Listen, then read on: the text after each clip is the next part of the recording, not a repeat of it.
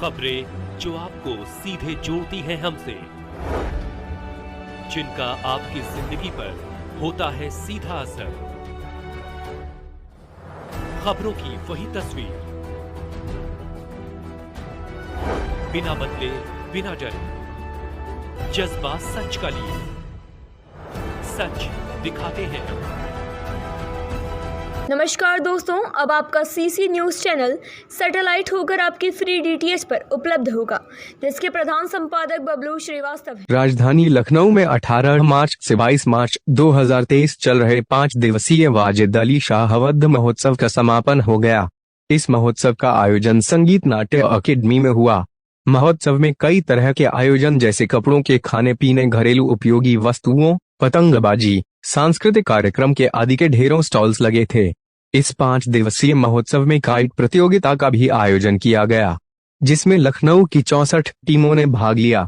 कई प्रतियोगिता के समापन में मुख्य अतिथि के रूप में कांग्रेस पार्टी के प्रदेश महासचिव दिनेश सिंह, समीर शेख व स्वर्गीय राजू श्रीवास्तव के पुत्र आयुष्मान और पुत्री अंतरा उपस्थित रहे।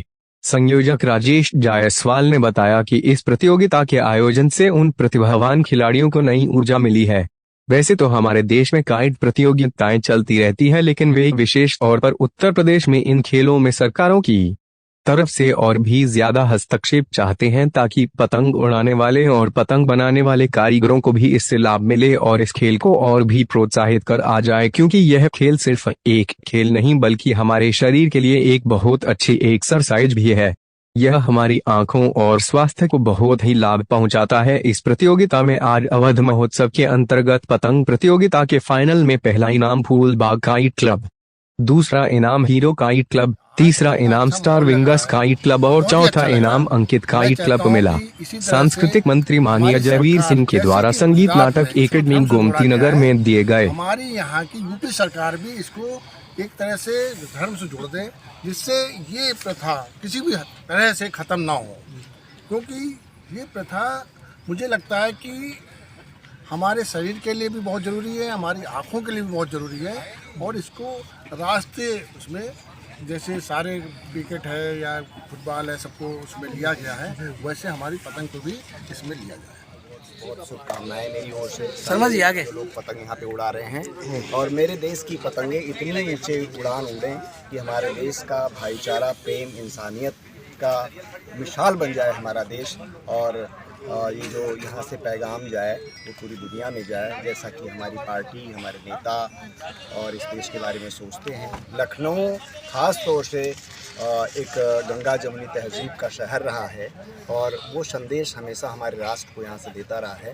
तो ये पतंगे भी इतनी ऊँची उड़ान पे जाए, हमारे हिंद की पतंगे जो इंसानियत, भाईचारा के इस पैगाम को पूरे लोगों के, हिंदुस्तान के, राष्ट्र के रहने वाले हमारे नागरिकों के, हमारे देशवासियों के दिलों में समा जाए।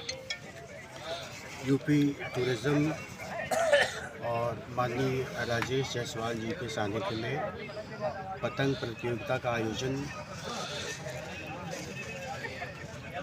पतंग के बारे में जैसा बताया जाता है कि करीब 9000 साल पहले इंडोनेशिया की गुफाओं में इसका जिक्र है और ये एशिया से ही इसकी शुरुआत हुई है, जहाँ तक हमें शास्त्रों द्वारा जो जानकारी मिलती है। चाइना में सर्वप्रथम पतंग का जो प्रयोग होता था, लोग अपनी विश को पूरा करने के लिए इस पर कुछ अपनी विश लिखते थे और हवा में उड़ाते थे।